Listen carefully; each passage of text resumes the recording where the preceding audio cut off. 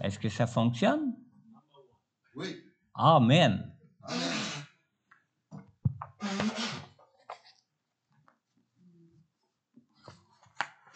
Amen. Je voudrais souhaiter la bienvenue à Jocelyne et Michel, qui sont en visite chez nous ce matin.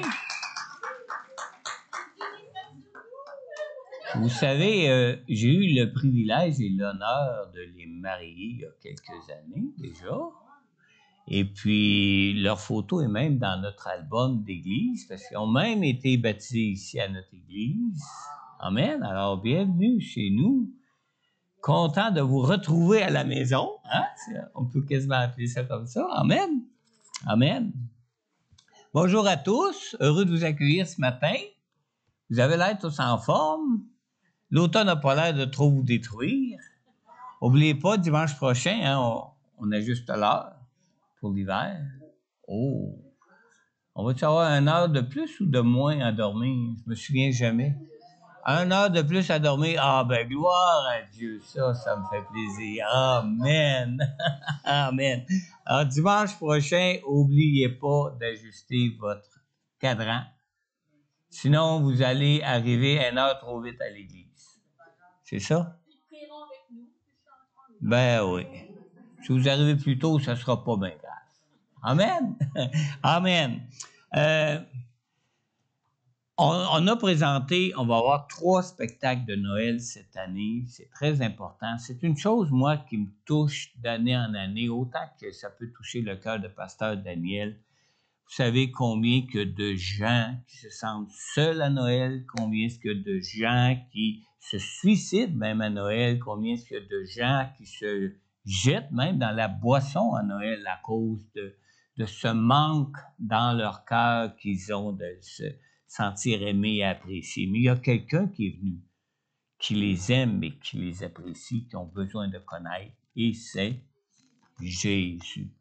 Et on fête pas Jésus comme tel. Ce qu'on fête, c'est que notre Dieu qui nous a créés est venu jusqu'à nous parce qu'il nous aimait et qu'il voulait nous sauver. Et c'est ça qu'on veut partager avec le monde, les gens qui ne le connaissent pas. Amen. Alors, je vous invite vraiment à assister à ces spectacles-là.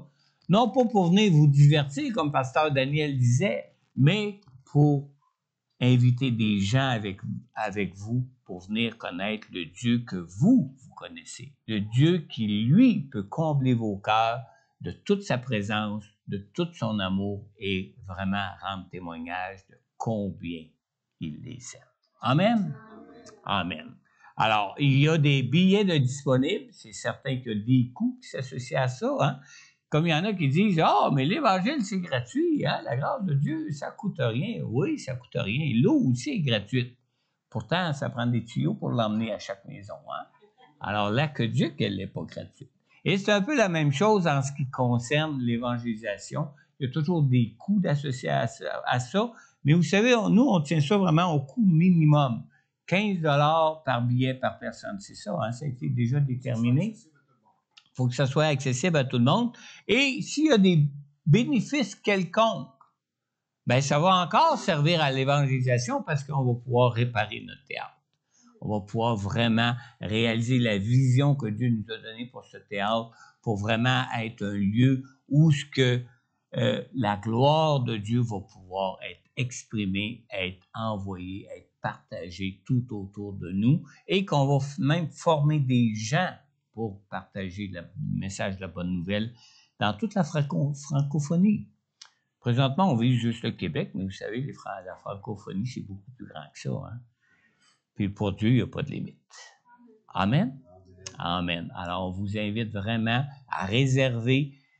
Si vous connaissez des gens à l'Apocatière, réservez le jeudi soir. Si vous connaissez des gens à Montmagny, réservez et l'Apocatière et le vendredi soir pour Montmagny. Et si vous connaissez même des gens dans Bellechasse ou dans Beauce, de la région de Saint-Malachie, ben réservez les 3 soirs pour emmener de ces invités-là aux 3 spectacles. Pas pour vous.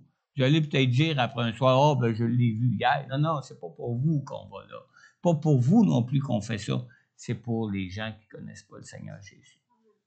Amen? Oui, Daniel. Juste pour expliquer. C'est toujours difficile d'amener les gens à l'église, mais les amener par Noël dans un spectacle. Ouais, les emmener à un spectacle, c'est beaucoup plus facile que les emmener à l'église. Amen? Amen. On va passer au message de la parole de Dieu, parce que ce matin, on est quand même limité dans le temps. Hein? On a une activité cet après-midi pour ceux qui sont impliqués dans le spectacle comme tel. À quelle heure? On commence à 1h. On commence à 1h. Alors, ceux qui sont impliqués pour la chorale ou d'une manière quelconque, que Daniel vous a déjà contacté là-dessus, à 1h chez Daniel en haut pour la première rencontre pour nous préparer à ces spectacles-là. Amen. Je vais vous inviter à tourner maintenant avec moi dans Matthieu chapitre 19. On va lire ensemble les versets 16 à 26. Matthieu chapitre 19, les versets 16 à 26. Merci pour le verre d'eau. Ah. Amen. On lit à partir du verset 16, si tout le monde a tourné dans Matthieu 19. Un homme s'approcha et dit à Jésus, « Bon maître, que dois-je faire de bon pour avoir la vie éternelle? » Il lui répondit, « Pourquoi m'appelles-tu bon? Personne n'est bon si ce n'est Dieu seul.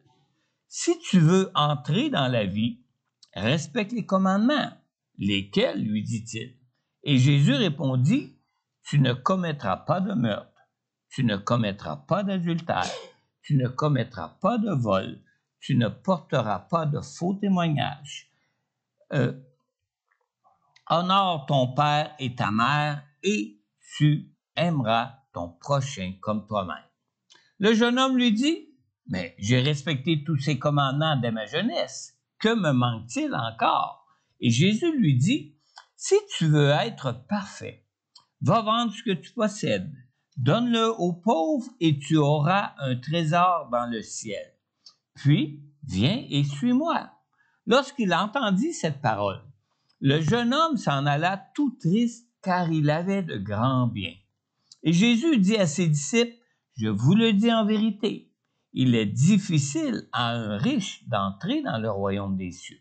Je vous le dis encore, il est plus facile à un chameau de passer par un trou d'aiguille qu'à un riche d'entrer dans le royaume de Dieu. » Quand les disciples entendirent cela, ils furent très étonnés et dirent, « Qui peut donc être sauvé? » Jésus les regarda et leur dit, « Aux hommes cela est impossible, mais à Dieu, tout est possible. » Amen.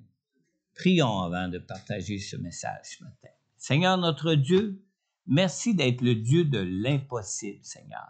Merci d'être le Dieu qui, face à nos impossibilités, Seigneur, toi-même, tu es venu vers nous afin qu'il nous soit possible de pouvoir te connaître, afin qu'il nous soit possible de pouvoir connaître ta présence dans nos vies, afin qu'il nous soit possible de pouvoir ressusciter au jour de notre mort pour être avec toi éternellement, pour la vie éternelle, Seigneur.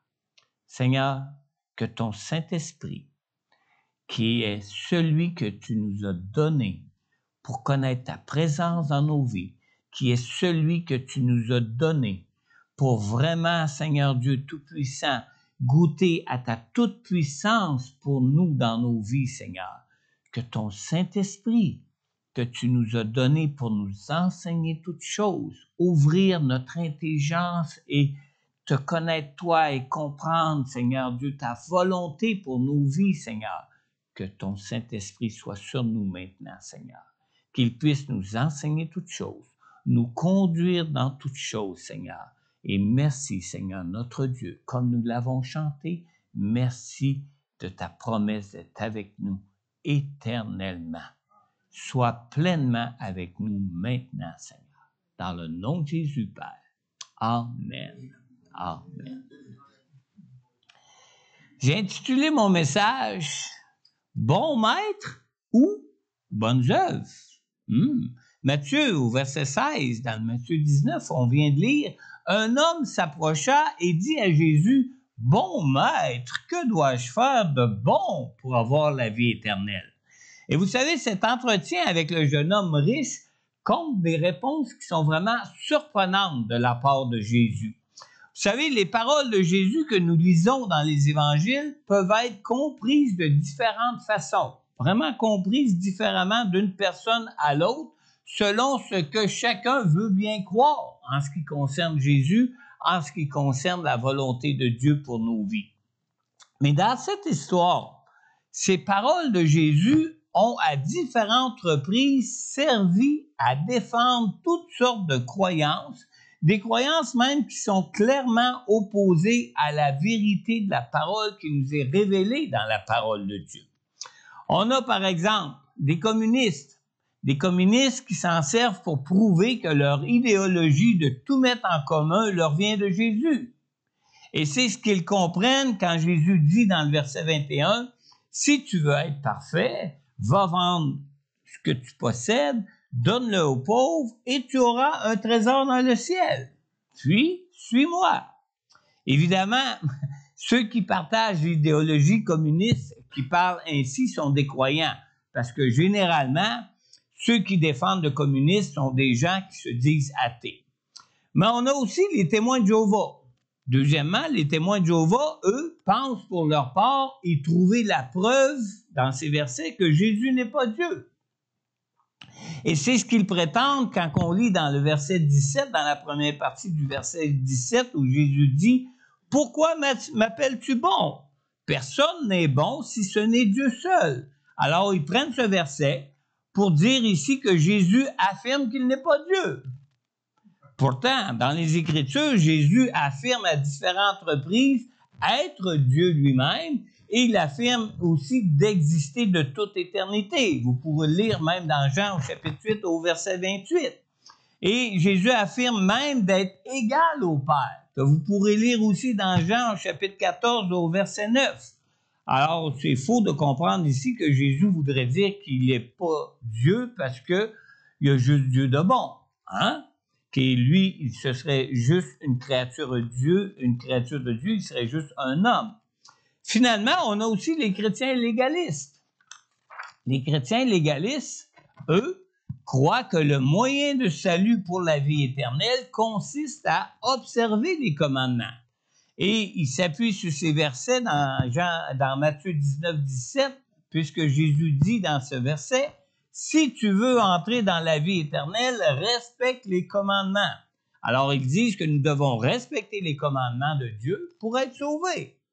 Pourtant, la parole de Dieu dit aussi clairement que ce n'est pas par nos œuvres que nous pouvons être sauvés, mais par la foi seule en la grâce seule du pardon que Dieu nous offre en Jésus.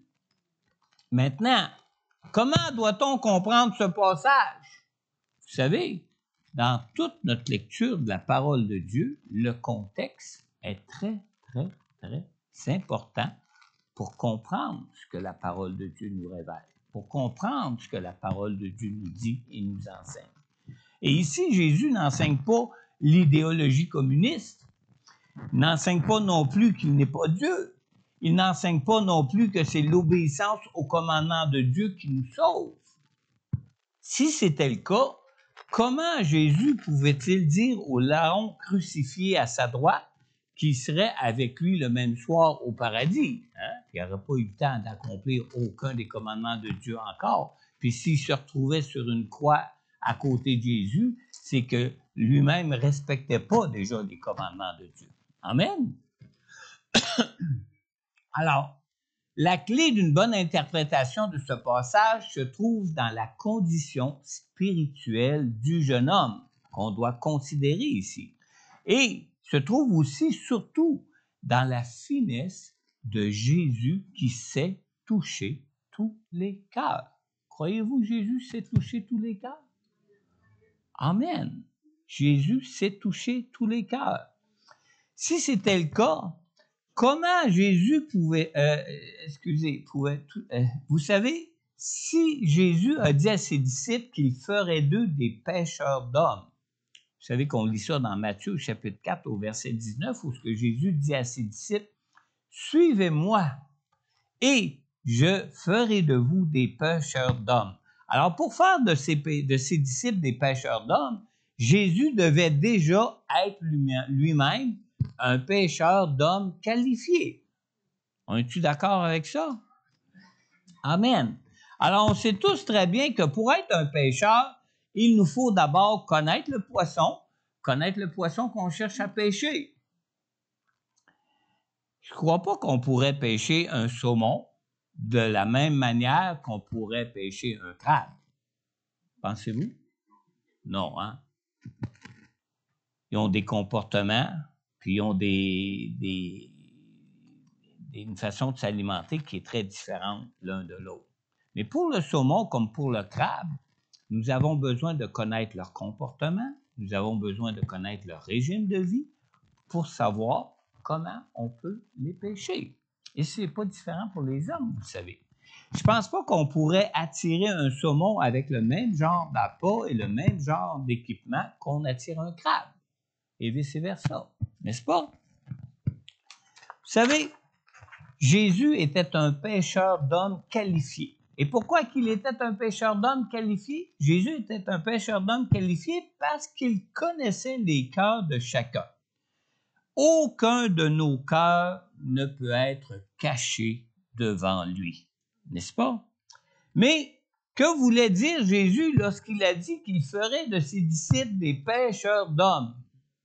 À mon avis, je crois que la réponse se trouve dans le livre des Actes, dans Actes au chapitre 1 au verset 8, où Jésus leur dit à ses disciples avant de les quitter pour retourner au ciel, « Mais vous recevrez une puissance lorsque le Saint-Esprit viendra sur vous et vous serez mes témoins à Jérusalem, dans toute la Judée, dans la Samarie, jusqu'aux extrémités de la terre et jusqu'à chez vous, jusqu'à chez vos voisins. » Amen. Vous savez, le jour de la Pentecôte où les disciples ont été remplis du Saint-Esprit, avec la manifestation des dons du Saint-Esprit, c'est la Bible qui le rapporte, hein?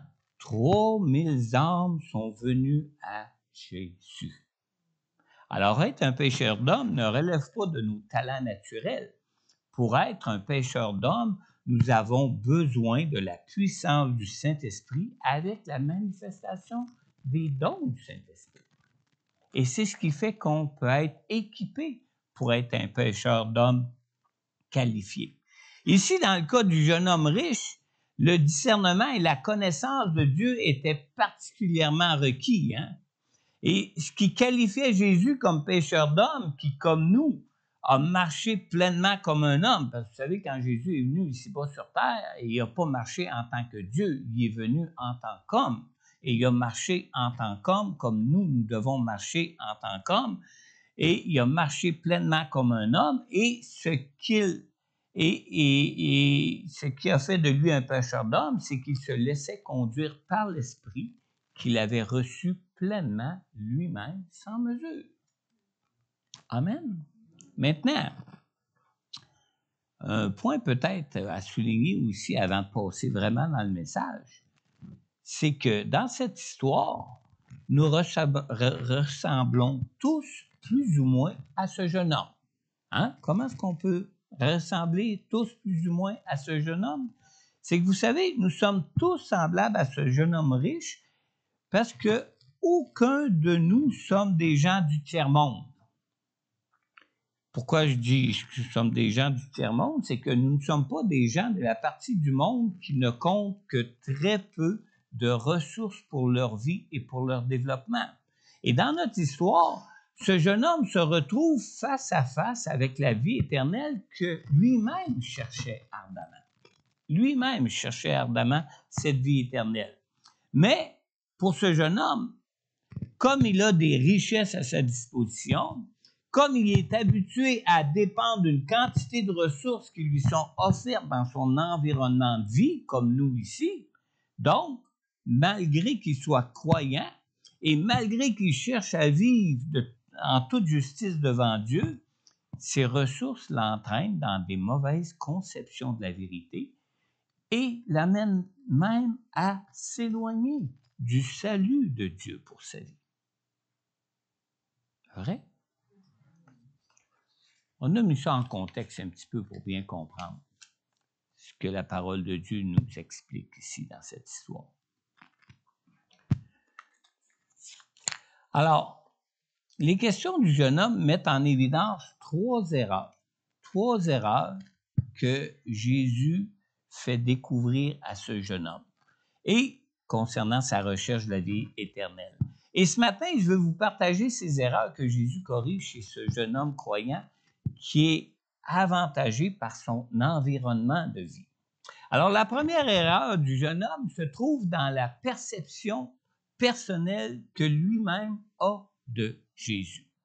Dans Matthieu, au verset 16, on a lu « Un homme s'approcha et dit à Jésus, « Bon maître, que dois-je faire de bon pour avoir la vie éternelle? » Et dans le verset suivant, au verset 17, Jésus lui répond, « Pourquoi m'appelles-tu bon? Personne n'est bon si ce n'est Dieu seul. » Alors, comme pour ce jeune homme, vous savez, beaucoup de croyants considèrent Jésus comme une personne ressource. Une personne ressource qui connaît les secrets de la vie éternelle. Et alors, pour ce jeune homme, Jésus n'était qu'un homme bon, un bon maître, qui par sa bonté savait comment on pouvait se mériter la vie éternelle. Et c'est pour ça qu'il l'appelle bon, qu'il l'appelle bon maître. Et sa compréhension du salut était basée sur les œuvres plutôt que sur la foi. Pour les Juifs, cette compréhension du salut était commune à cette époque-là. C'est ce que les pharisiens puis les chefs religieux enseignaient au peuple à l'époque où Jésus est venu. Alors, quand nous mettons ensemble tous les détails de chacun des évangiles sur cette histoire, on apprend que ce jeune homme était un homme fortuné. On apprend qu'il était jeune et on apprend que ses richesses et sa jeunesse lui donnaient même beaucoup d'importance pour sa vie. Et nous pouvons féliciter ce jeune homme même d'être venu publiquement à Jésus pour le questionner sur les choses de la vie. Vous savez, quand Nicodème était venu auprès de Jésus pour le questionner sur les choses de la vie, il était venu de soir, hein? Parce que probablement qu'il craignait ce que les gens étaient pour dire de lui, parce que Nicodème aussi était un homme influent à cette époque-là dans son environnement. Mais contrairement aux pharisiens et aux scribes, ce jeune homme ne semblait avoir aucune arrière mauvaise pensée face à Jésus, mais cherchait vraiment la vie éternelle et désirait vraiment avoir de bonnes réponses de Jésus qu'il considérait comme une bonne personne, comme un bon maître. Alors, il semble même avoir été prêt à écouter, même qu'il semble avoir été prêt à apprendre les réponses à ces questions que Jésus lui donnerait. Mais vous savez, en ce qui nous concerne, même lorsqu'on nous enseigne que Dieu est bon, et même lorsqu'on nous enseigne que Dieu est un Dieu de grâce et un Dieu qui pardonne, nous acceptons souvent difficilement que nos bonnes œuvres n'aient aucun rapport avec notre salut. On est trop porté à être fiers un petit peu de nos bonnes œuvres, puis à se considérer comme de bonnes personnes, puis à dire « Ah, moi, j'aime le Seigneur, tu sais.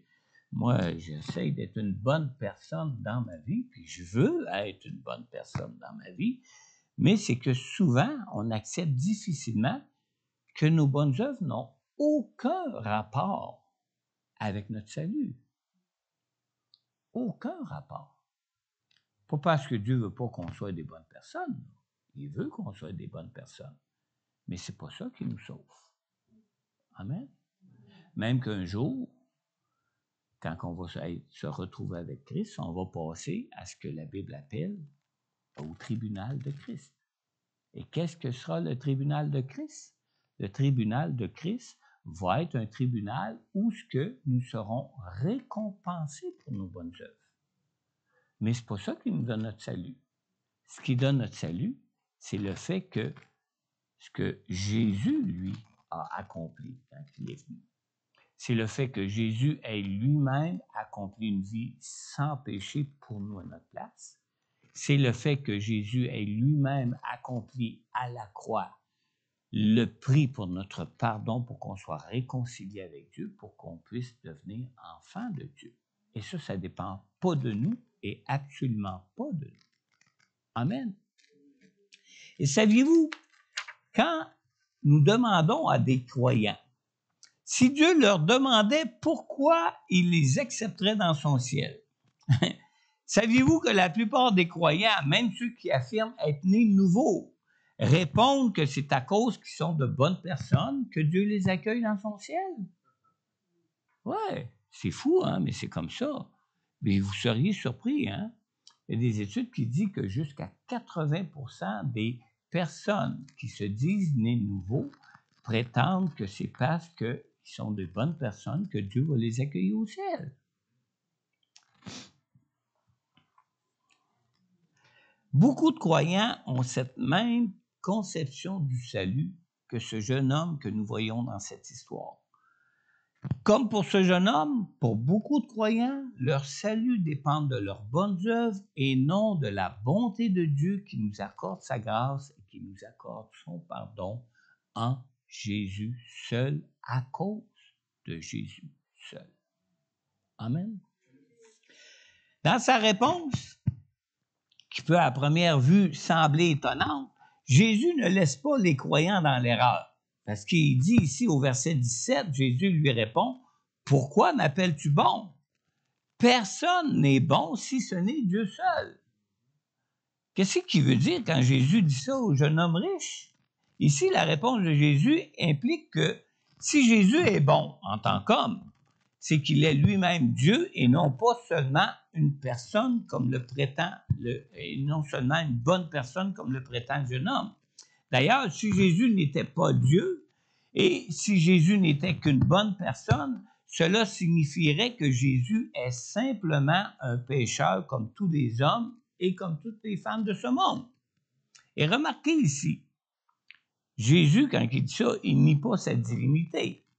Ici, Jésus invite plutôt simplement le jeune homme à considérer son besoin de Dieu pour être sauvé.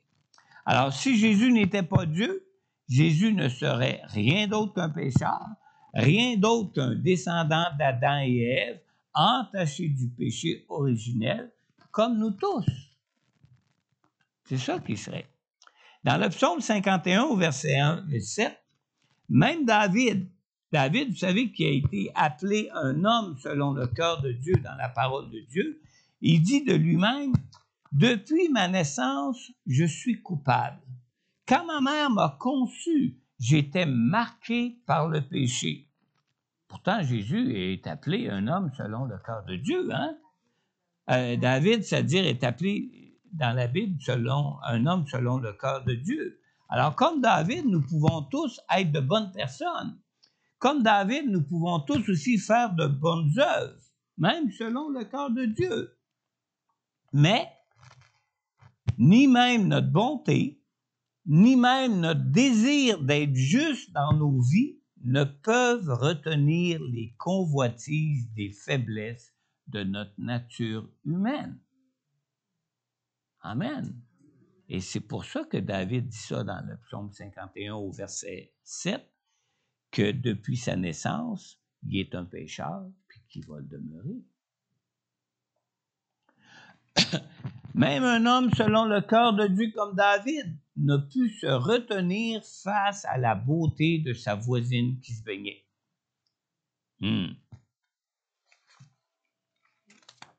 Vrai? Alors, comment pourrions-nous prétendre que notre obéissance au commandement peut faire de nous de bonnes personnes aux yeux de Dieu? Non. Ça, c'est une illusion, mensonge du diable. Deuxième erreur du jeune homme se trouve dans sa conception du salut de Dieu. Au verset 16, on a lu « Un homme s'approcha et dit à Jésus, « Bon maître, que dois-je faire de bon pour avoir la vie éternelle? » Comme des multitudes de croyants de nos jours, le jeune homme croyait qu'on doit vivre de façon à plaire à Dieu dans nos vies pour nous mériter le ciel. Et c'est pour ça qu'il dit au Seigneur, « Qu'est-ce que je dois faire de bon pour avoir la vie éternelle? » Parce qu'il croit que c'est par ses propres mérites qu'il pourrait se mériter le ciel. Alors, le jeune homme considérait le salut de Dieu comme une récompense que Dieu accorde à ceux qui font preuve de bonté. Le jeune homme croyait que ses bonnes actions pouvaient être suffisantes même pour couvrir toutes ses fautes devant Dieu. Mais vous savez, Jésus aurait pu reprendre le jeune homme ouvertement. Mais vous savez, la chose qui est la plus difficile concernant le salut, savez-vous c'est quoi? C'est de convaincre une bonne personne de son besoin d'un sauveur pour sa vie. Quand vous rencontrez une personne qui est vraiment une bonne personne, on ne sait pas trop comment dire que même si c'est une très bonne personne comme elle l'est, elle a besoin de Jésus, elle a besoin d'un sauveur, que ce n'est pas ses bonnes œuvres qui vont lui faire qu'elle va pouvoir se mériter le ciel. Ça, c'est la chose la plus difficile à faire. Alors, dire à une personne que c'est par la grâce qu'on est sauvé n'est pas ce qu'elle a besoin d'entendre pour l'emmener à mettre sa foi en Jésus. C'est pas ce qu'elle a besoin d'entendre. Ce qu'elle a besoin d'entendre, c'est que ses bonnes œuvres ne peuvent pas la garder du péché. Autant elle va pouvoir faire de bonnes œuvres, c'est pas ça qui va lui permettre de la garder de péché dans sa vie. Remarquez bien ici, dans cette histoire, Jésus ne parle pas de la grâce de Dieu au jeune homme pour son salut. Quand est-ce qu'on voit dans l'histoire qu'il parle de la grâce de Dieu à ce jeune homme pour son salut? Nulle part dans ce passage. D'ailleurs, dans Jacques, au chapitre 2, mais pour son salut, plutôt que de lui parler de la grâce de Dieu, Jésus lui parle de la rigueur de la loi de Dieu pour être trouvé juste devant Dieu. C'est de ça qu'il parle, et non pas de la grâce de Dieu pour son salut. D'ailleurs, on lit dans Jacques 2,10, on lit qu'en fait, la personne qui obéit à toute la loi, mais qui pêche contre un seul commandement, est en faute vis-à-vis de l'ensemble de toute la loi. Alors, c'est pour ça que Jésus doit lui parler de la loi puis de l'observation de la loi, pour lui faire réaliser que, ouais, t'as beau faire tout ça, mais t'as encore du chemin à faire. T'as encore du chemin à faire. Celui qui cherche à être juste devant Dieu en obéissant à sa loi doit donc obéir sans aucun manquement à tout ce que la loi exige. Et ce n'est pas que Dieu fait grâce que ce jeune homme a besoin d'entendre. Ce qu'il a besoin d'entendre, c'est qu'il est un pécheur.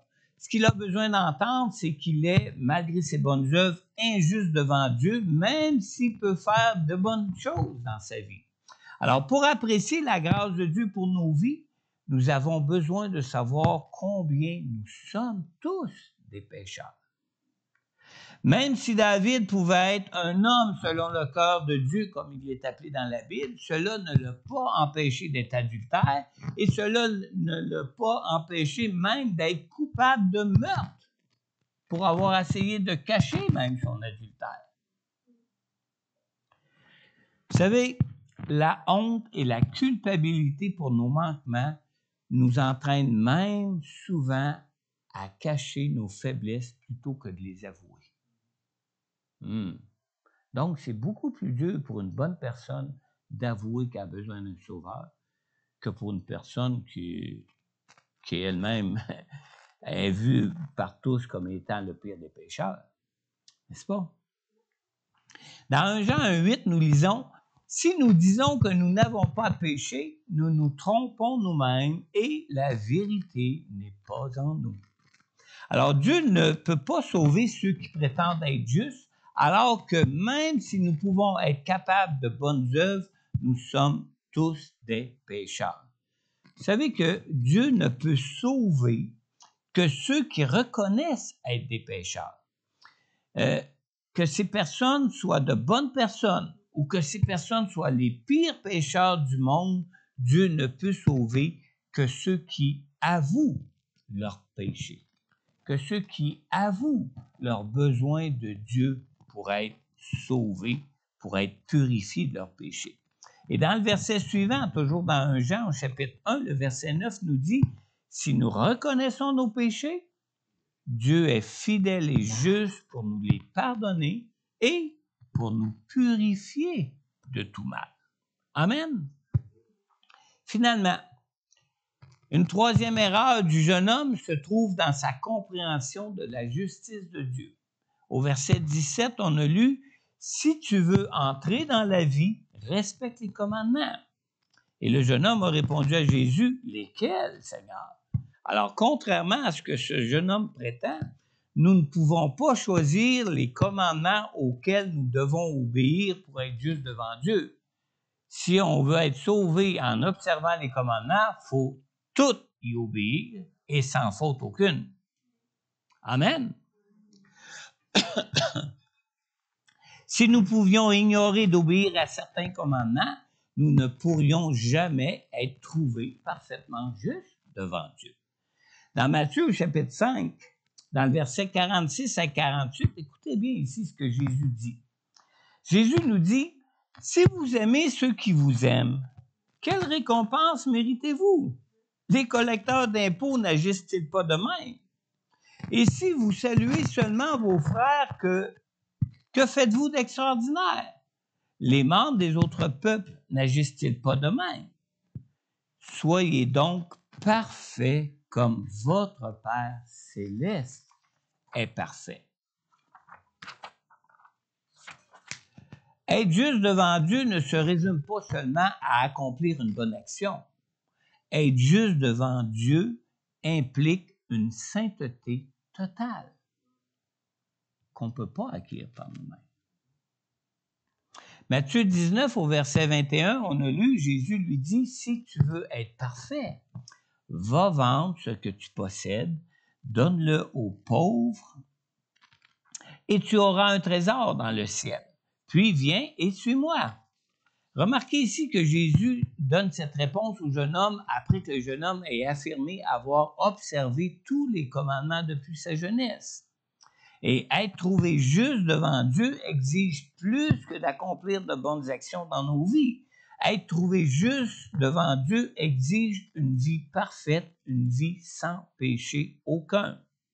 Et vous savez, le seul homme que la Bible affirme avoir vécu une vie parfaite, sans péché, est le Seigneur Jésus-Christ. Et la raison pour laquelle Jésus a pu marcher parfaitement dans une chair d'homme comme la nôtre sans péché, c'est qu'il n'était pas de la descendance d'Adam, mais qu'il était né de Dieu, né du Saint-Esprit. Dans Hébreux 4,15, ça nous dit, « En effet, nous n'avons pas un grand prêtre incapable de compatir à nos faiblesses. Au contraire, il a été tenté en tout point comme nous, mais sans commettre de péché. » Alors, même si nous pouvons accomplir de bonnes choses, même si nous pouvons être de bonnes personnes aux yeux de tous, nous sommes tous des pécheurs. Romains au chapitre 3, dans le verset 21 à 24, on lit « Mais maintenant, la justice de Dieu dont témoignent la loi et les prophètes a été manifestée indépendamment de la loi. C'est la justice de Dieu par la foi en Jésus-Christ pour tous ceux qui croient. » Il n'y a pas de différence. Si on croit en Jésus seul, c'est pareil comme si on accomplissait toute la loi. Et ça dit au verset 23, « Tous ont péché et sont privés de la gloire de Dieu. Et ils sont gratuitement déclarés justes par sa grâce, par le moyen de la libération qui se trouve en Jésus-Christ. » Amen. Dans Matthieu, au chapitre 5, dans le verset 21 à 28, Jésus nous dit, « Vous avez appris qu'il a été dit, tu ne commettras pas d'adultère. » À quoi Jésus réfère ici? À la loi de Dieu. Vous avez appris qu'il a été dit, tu ne commettras pas d'adultère. Mais moi, je vous dis, c'est Jésus qui parle ici, tout homme qui regarde une femme pour la convoiter a déjà commis un adultère avec elle dans son cœur. Dans Matthieu, chapitre 5 toujours, dans le verset 38 et 39, Jésus nous dit, écoutez bien, vous avez appris qu'il a été dit œil pour œil, dent pour dent. À quoi Jésus réfère ici? À la loi de Dieu. Et il dit à ça, mais moi je vous dis de ne pas résister aux méchants. Si quelqu'un te gifle sur la joue droite, tends-lui aussi l'autre. Dans Matthieu, toujours au chapitre 5, dans le verset 43 et 44, Jésus nous dit, vous avez appris qu'il a été dit, tu aimeras ton prochain et tu détesteras ton ami. Mais moi je vous dis, aimez vos ennemis, bénissez ceux qui vous maudissent, faites du bien à ceux qui vous détestent et priez pour ceux qui vous maltraitent et qui vous persécutent. Alors, quand on lit ça, là, on comprend ici que la justice de Dieu va bien au-delà même d'obéir à tous les commandements de Dieu. Ça va bien au-delà même que d'obéir à la juste loi de Dieu. Ce qui peut donc rendre parfait des pécheurs n'est pas d'essayer d'arriver à observer la loi de Dieu. Ce qui peut rendre parfait un pécheur, c'est de mettre notre foi en Jésus qui lui seul, par sa vie parfaite, lui seul, par le prix de son sacrifice parfait, a le pouvoir de nous rendre parfaitement justes devant Dieu. Amen. Alors, quand Jésus dit au jeune homme, si tu veux être parfait, va vendre ce que tu possèdes, donne-le aux pauvres, et tu auras un trésor dans le ciel, puis viens et suis-moi. On lit que le jeune homme s'en est allé tout triste parce qu'il avait de grands biens. Alors, là était son péché. C'est pas parce qu'il n'était pas une bonne personne, c'est pas parce qu'il n'arrivait pas à observer les commandements de Dieu. Son péché était au fait qu'il y avait quelque chose dans son cœur qui prenait la place de Dieu dans sa vie, qui étaient ses richesses. Même s'il avait pu obéir aux commandements de Dieu, son cœur était plus attaché à ses richesses qu'à Dieu pour sa vie. Amen. Alors, le jeune homme riche n'a pas été le seul, vous savez, à être attristé de cette parole de Jésus pour lui. On lit même dans le verset 25 que quand les disciples entendirent cela, ils furent très étonnés. Et ils dirent, qui donc peut être sauvé? Et qu'est-ce que Jésus a répondu au verset 26? Aux hommes, cela est impossible, mais à Dieu, tout est possible. Alors, ce qui peut nous sembler être impossible de faire pour être trouvé juste devant Dieu, ce n'est pas pour Dieu, en autant qu'on met notre foi en lui.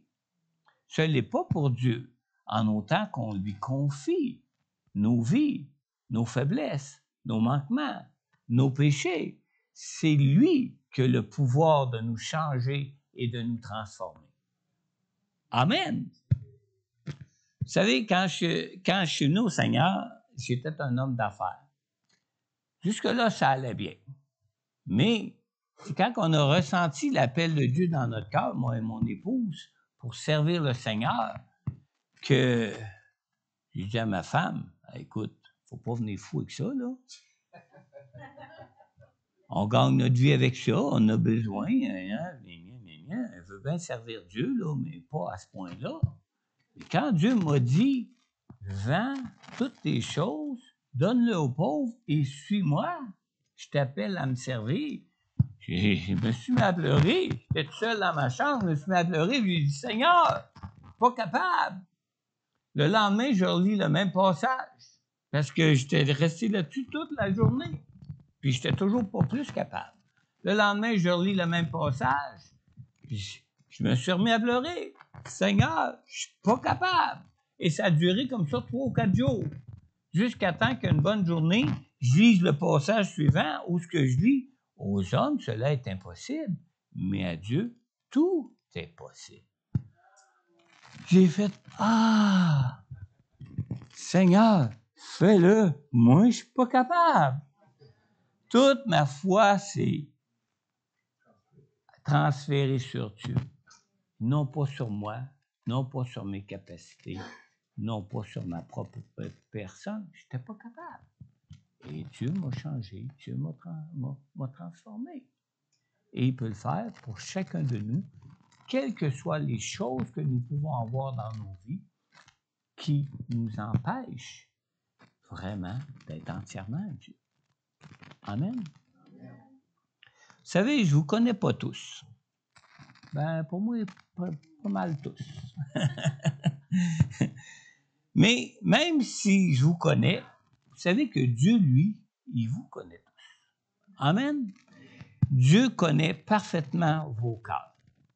Alors, puisque nous parlons de croire en Jésus pour avoir la vie éternelle, as-tu déjà invité Jésus pour le recevoir dans ton cœur comme Sauveur et Seigneur de ta vie?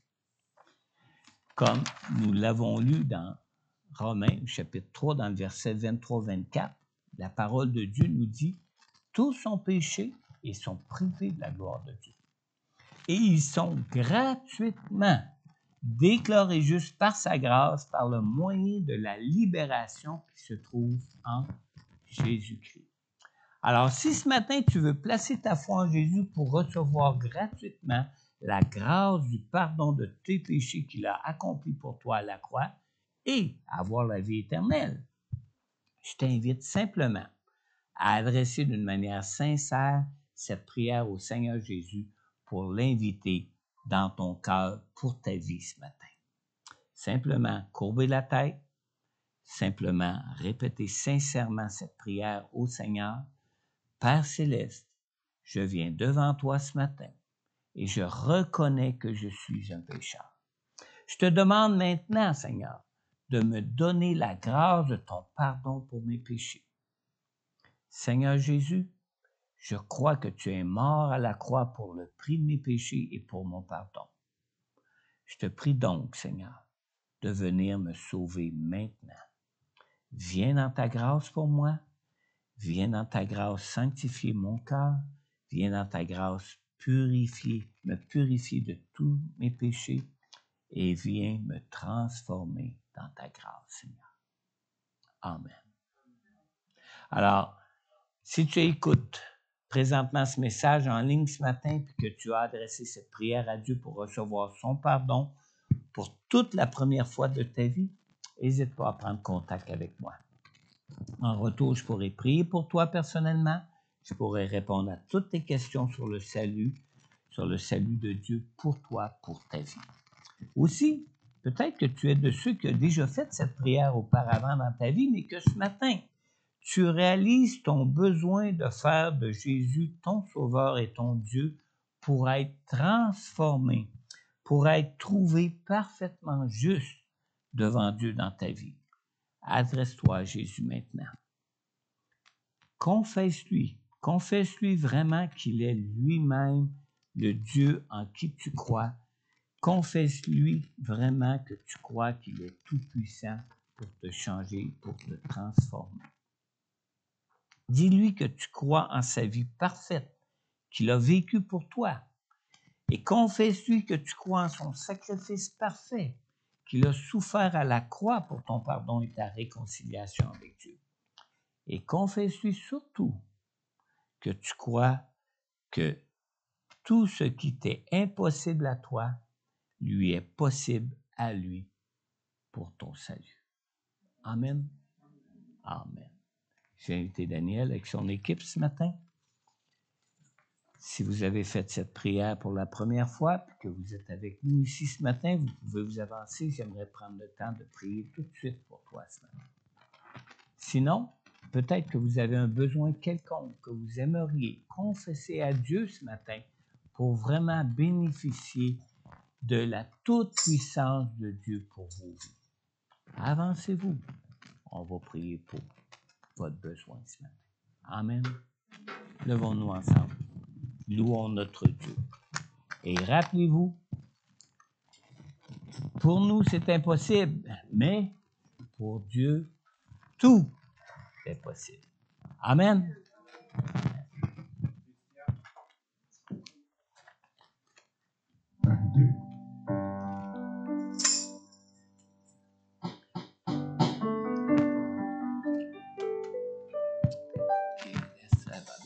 Et tu me chercheras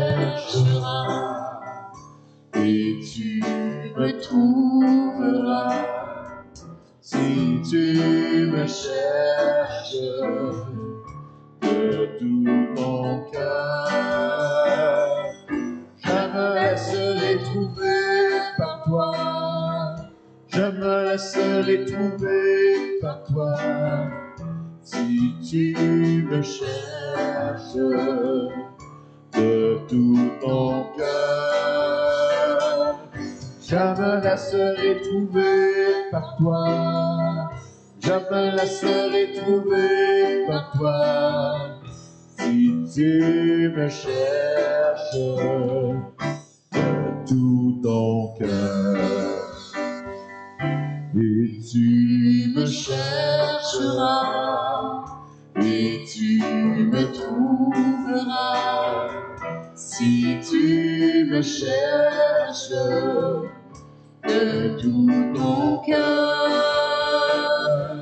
je me laisserai trouver par toi. Je me laisserai trouver par toi. Si tu me cherches de tout ton cœur, je me laisserai trouver par toi. Je me laisserai trouver par toi. Si tu me cherches de tout ton cœur, je me laisserai trouver. Je me laisserai trouver par toi. Je me laisserai trouver par toi. Si tu me cherches de tout ton cœur, je me laisserai trouver par toi. Je me laisserai trouver par toi. Si tu me cherches de tout ton cœur, si tu me cherches de tout ton cœur, si tu me cherches de tout ton cœur. Amen. Alléluia. Seigneur, nous voulons te chercher de tout notre cœur, Seigneur. Car nous reconnaissons, Seigneur Dieu, qu'en nous-mêmes, nous ne pouvons rien, Seigneur, pour être trouvés justes devant toi, Seigneur. Mais Seigneur, tu connais chacun de nos cœurs, Seigneur. Toi-même, Seigneur, tu es Dieu qui connaît toutes choses et qu'on n'a rien à t'apprendre en ce qui nous concerne, car toi-même, tu nous as créés. Toi-même, Seigneur Dieu Tout-Puissant, tu avais inscrit nos noms sur ton livre de vie dès l'instant où nous avons été conçus dans le sein de notre mère, Seigneur.